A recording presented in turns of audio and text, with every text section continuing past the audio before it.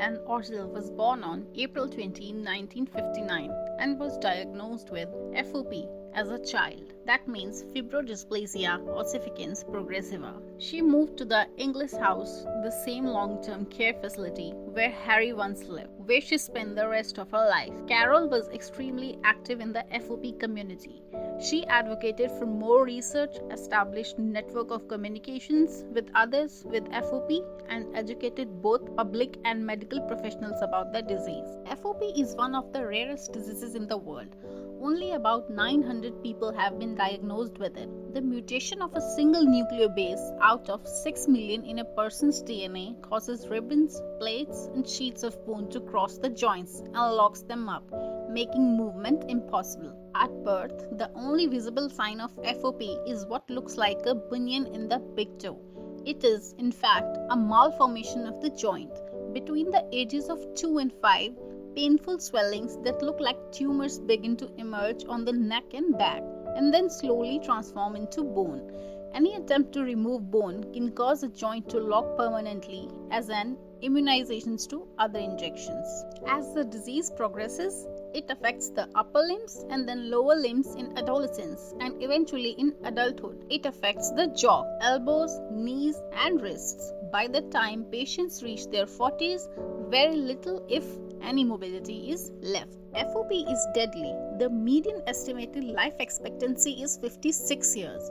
No cure or effective treatment exists. However, as of 2019, 3 drugs were in clinical trials. Carol's doctor, Frederick S. Kaplan, MD, at the Perelman School of Medicine at the University of Pennsylvania, is the leading FOP researcher.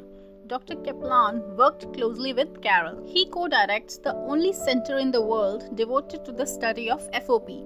Dr. Kaplan is a fellow of the College of Physicians of Philadelphia, which operates and houses the Mutter Museum. Harry Raymond Eastlake Jr. was born on November 17, 1933 in Philadelphia. It was a normal delivery. However, the doctors noted he had malformed big toes. He exhibited no other symptoms of FOP until 1937, when he broke his left femur. When he was discharged from the hospital, a noticeable bulge had formed on the front of his left thigh. The following year, in 1938, Harry was diagnosed with FOP. His joints slowly began to fuse together, and by 1946, his body was permanently angled. His spine was fused, and the muscles in his upper back were ossified. In 1958, at the age of 25, he was admitted to a long-term care facility. Harry was eventually bedridden and spent the rest of his life in the considerable pain. He died of pneumonia on November 11, 1973, 6 days short of his 40th birthday. Before Harry died, he requested that his body be used to help understand more about his disease. Harry never met another person with FOP while he was alive, but in death, he has helped physicians and researchers better understand this rare disease. While both Harry and Carol were residents of English House, they never met in real life. Carol first saw Harry in 1995 at an International FOP Association conference in Philadelphia, where Harry's skeleton was on display. Seeing it had a profound impact on her, and she decided to donate her skeleton to the Mutter Museum so that she would be able to continue to educate the world about FOP. Eastlake's skeleton had been on display since 1979 at Philadelphia's Mutter Museum.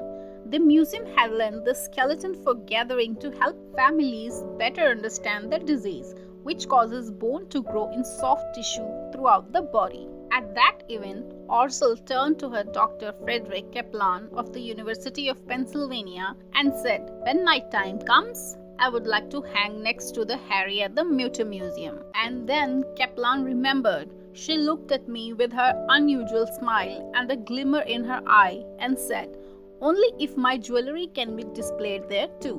Dr. Kaplan, who treated Orzel for more than 30 years, said, "When I met Carol, she was unforgettable, witty, charming, and in charge." He also added, "It's a normal bone. It shouldn't be just there. It's an example of too much of a good thing." I miss her. Her smile, her verve, her determination, and her wit. To be sure, Carol had a remarkable and challenging life, and she lived it with humor and gusto, with substance and meaning. I was one of Carol's doctors and a cheerleader in her fan club for more than 30 years. Carol had an extremely rare, progressive, and disabling genetic condition known as fibrodysplasia ossificans progressiva, or FOP, that turns soft connective tissue into bone, essentially creating a second skeleton. That extra bone that formed progressively during her life was normal in every way, except it should not have been there. That extra bone locked her joints in place and rendered movement impossible. Although I had read about FOP, I had never seen anyone with it until I met Carol in 1984. Little did I know then that meeting Carol would foreshadow my life's work. Over the years, I have met more than 900 patients with FOP from all over the world. Carol was the very first person I met with FOP, and she started me on my journey more than 35 years ago. From the moment I met her, she was unforgettable, witty, charming, and in charge. Orzel died in February 2018 at the age of 56, and this week she got her wish. Her skeleton, along with the collection of tiaras, earrings, and brooches from her extensive costume jewelry collection, is on display at the Mutter, along with this information about the course of her condition and its effects. In her later years, Orzel had only some mobility left in her wrists and fingers. Bone doesn't form within organs, but because of the constrictions of the bone around the chest wall, it makes it hard for the chest to expand. So the heart has to pump for a lifetime against a chest that doesn't expand, Kaplan said, and eventually the heart gets tired. Most patients succumb to heart and lung problems, and that was the case with Orzel. According to Kaplan, educating people about FOP was Orzel's greatest joy. Every year, she gave lecture to students in the genetics course at the Perelman School of Medicine and would describe the human side of the disease. Kaplan said Orzel understood that conditions such as hers could impart others lessons too.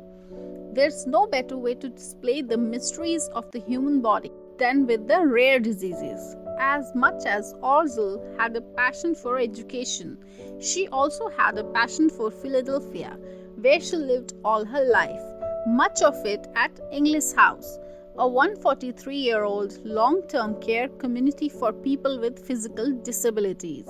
She loved tasty cakes and regularly visited the city's cultural attractions, from galleries and museums to concerts. She probably visited more places in Philadelphia and did more things than I did, Kaplan said.